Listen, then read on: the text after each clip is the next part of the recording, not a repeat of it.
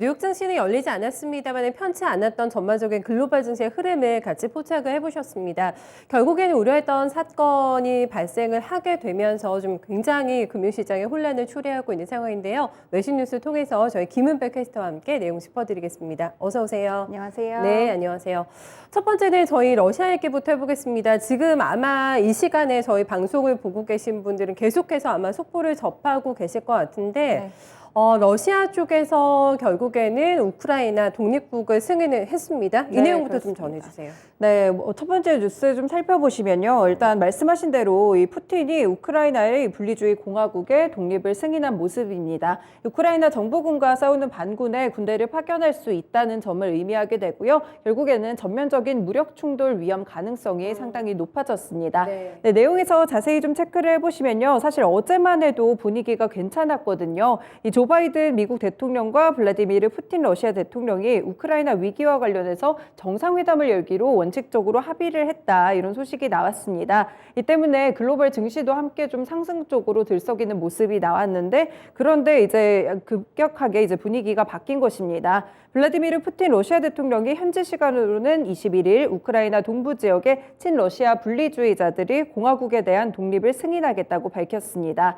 이 푸틴 대통령은 이날 국영 TV를 통해서 DPR과 루안스크 인민공화국인 LPR 쪽에 이 독립을 인정하는 법령에 서명했다고 말한 것으로 전해지고 있는데요. 앞서서 이들 친러시아 공화국 지도자들은 러시아에게 자신들의 독립과 주권을 인정해달라, 이렇게 요구한 바가 있었습니다. 이 푸틴은 또 미국과 나토가 우크라이나를 러시아를 좀 위협하기 위한 군사기지로 만들려고 시도하고 있다라는 비난까지 하는 상황입니다. 네, 지금 전해지고 있는 내용상으로는 우크라이나 돈바스 지역의 평화유지군 진입의 명령을 지금 푸틴 대통령이 내렸기 때문에 네. 상황이 좀 급박하게 전개가 되고 있는 상황입니다. 이거를 그러면은 어떻게 지켜보고 있을까요? 바이든 대통령의 입장이 또 궁금합니다. 공식적으로 나온 게 있나요? 네, 바이든 네. 대통령이 확실하게 경제 제재 쪽으로 좀 돌아선 것으로 보입니다. 러시아에 좀 적대적인, 약간 네. 어떻게 보면 굉장히 좀 적대적인 스탠스를 취하고 있는 모습인데, 일단 신규 투자, 무역 이런 부분을 모두 좀 금지하는 명령을 발동할 것이다. 네. 이런 모습이었습니다.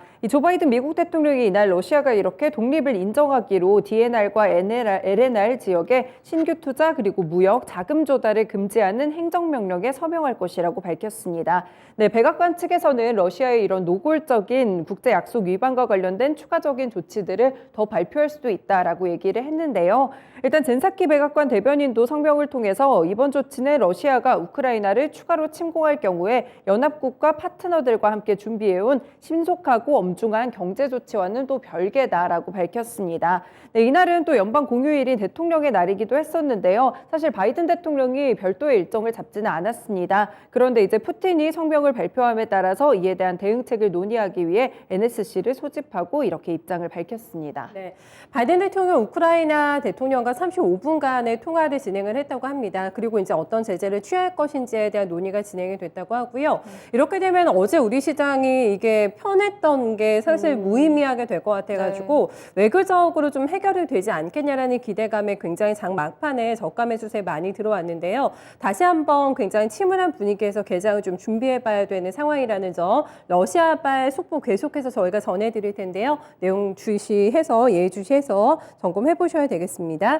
다음 저 영국 쪽으로 넘어가겠습니다. 영국에서는 상당히 지금 방역 조치가 완화가 되고 있는 구간인데 지금 방역 규정을 폐지하겠다라는 선언이 나왔습니다. 어떻게 된 내용일까요? 네, 확실히 리오프닝 쪽에 좀 더 힘을 실어주는 내용이 나왔는데요. 네. 방역 규정을 이제 전면적으로 폐지하겠다, 이렇게 선언을 했고요. 네. 격리와 무료 검사도 중단을 하게 됩니다.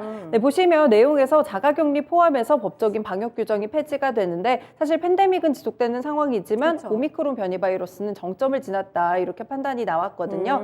네, 조금 더 자세한 소식 전해드리면요. 이 영국이 확진자 자가격리와 무료 검사를 없애는 코로나19 유행이 시작된 지 약 2년 만에 확실한 위드 코로나를 선언하게 됐습니다.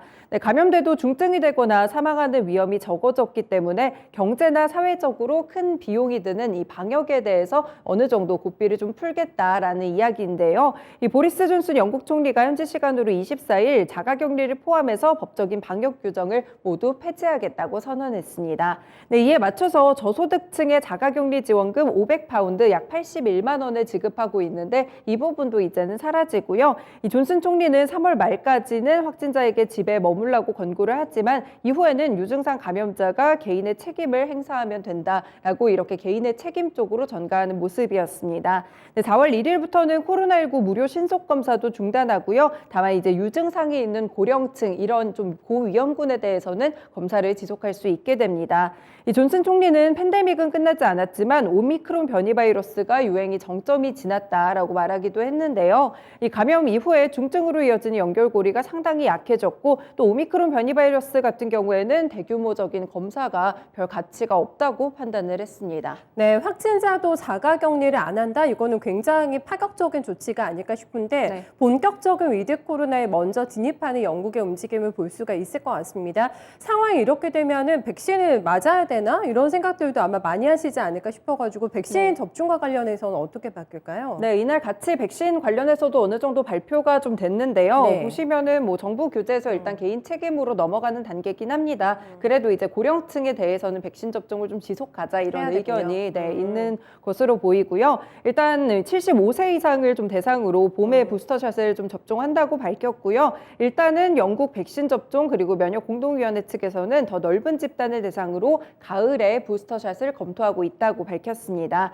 이 존슨 총리는 지난 2년간 노력으로 정부 규제에서 개인 책임으로 이제는 넘어갈 수 있는 단계다라는 의견을 밝혔고요. 이 방역 규제는 경제와 사회, 정신 건강, 어린이들의 삶에 상당한 희생을 초래하고 있는데 이런 쪽에다가 비용을 계속될 필요는 없다고 말을 했습니다. 그리고 코로나19 바이러스가 갑자기 사라지지는 않을 것이기 때문에 코로나19와의 전쟁이 모두 종식이 된 다음에 그 다음에 방역 규제를 풀게 된다면 이때는 너무 늦다라는 의견까지 보였는데요. 너무 자유가 오랜 기간 제한된다는 이유를 들었습니다. 그리고 이 새로운 변이가 또 나타날 것에 대비해서 감시 시스템은 뭐 계속 유지할 것으로 보이고요. 백신은 이미 충분히 확보해 놓은 상태라고 합니다. 그리고 또 필요할 경우에 검사를 다시 확대할 능력도 가지고 있기 때문에 이렇게 방역 규제를 전면적으로 해제한 것으로 보입니다. 본인의 책임을 진행이 돼야 되는 일이 많아졌습니다. 그렇죠? 네, 그렇죠. 그렇기 때문에 철저하게 좀 관리가 돼야 될 것 같고 정부 지출도 문제가 아니겠습니까? 네. 너무 많은 또 예산이 들어가는 것도 걱정을 해서 경제 분야를 챙기겠다라는 어떤 정책적인 의지가 강하게 읽히고 있는 대목인데요. 완전한 위드 코로나가 될 수가 있을까요? 그리고 이게 이제 영국에 이어서 어떻게 확산이 되는지 그 여부를 지켜보는 과정 필요할 것 같습니다. 네. 다음은 테슬라 얘기를 저희 좀 해볼게요. 네, 네. 오토파일럿 관련해서는 굉장히 노이즈가 많은 상황인데 독일도 이번에 이 부분과 관련해서 조사를 하겠다고 나섰다면서요? 네, 맞습니다. 미국이 먼저 제재가 있었고요. 네. 그다음에 독일 쪽으로 넘어왔다는 뉴스가 나왔는데 오토파일럿 시스템에 대해서 조사를 하게 됩니다. 결국에는 전기차 쪽에서 사고나 민원이 계속 이어지기 때문에 네. 이 시스템에 대한 조사를 들어간 것으로 보이는데요. 네, 내용에서 조금 더 자세하게 전해드릴게요.